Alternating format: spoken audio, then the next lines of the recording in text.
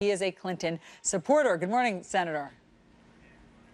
Good morning, Allison. Okay, so let's try to take the pulse of where the Clinton campaign is today. Is it fair to say, based upon her tone out on the campaign trail and her words, that she is feeling more frustrated and even anxious than she had hoped with a week left?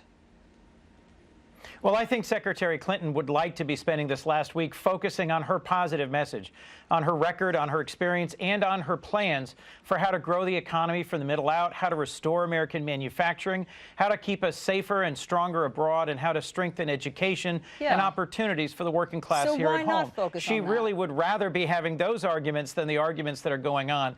I was just out in the field campaigning in North Carolina and Wisconsin, and I met a lot of people who are fired up to get out there and vote early, and frankly, a lot of people who are ready for this election to be over. Look, they say if you want to know how something's going, follow the money, right? So if you follow the money in terms of where she's buying ads, there are some interesting choices. There are going to be new ads running in New Mexico and Michigan. Why focus on those sort of more traditionally blue states if the campaign isn't feeling anxious right now?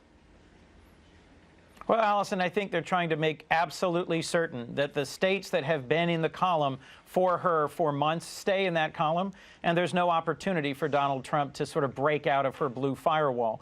We've invested a lot of money and time, had a lot of surrogates going to states in recent weeks that are a reach, that have historically voted Republican.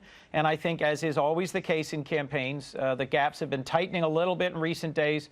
And so they're investing funding in advertising and in sending surrogates to states that I pretty reliably believe will vote Democrat in this presidential election, but also where there's important state elections, federal elections as well, and where it's a good idea to make sure that we've secured the base.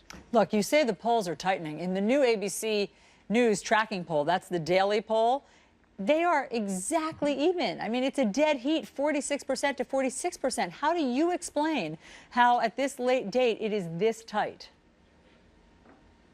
Well, Allison, what I saw on your show earlier this morning was that a state-by-state analysis, not a national analysis, but a state-by-state analysis, shows that Secretary Clinton retains an important and comfortable lead in some critical states like New Hampshire and Pennsylvania and even North Carolina.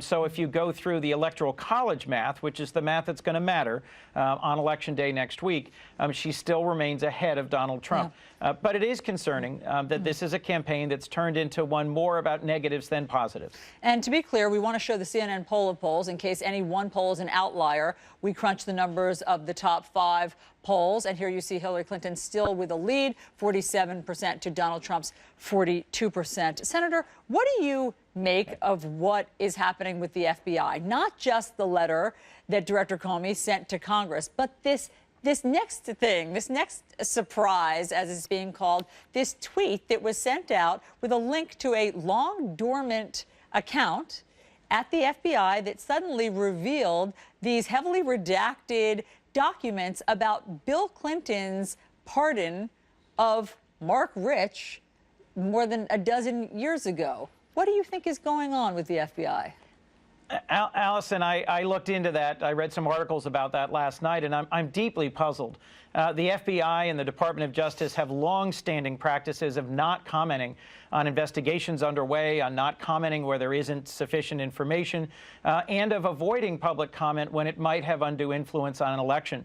Reporting suggests that James Comey, the director of the FBI, declined any public comment on the investigations into Donald Trump's ties, his campaign manager's ties to Russia earlier this summer, following that longstanding practice. And I think that's a good practice and has stood us well. So I really was surprised by what you're referencing, this unjustified, unexplained release of now long outdated emails about a long closed investigation.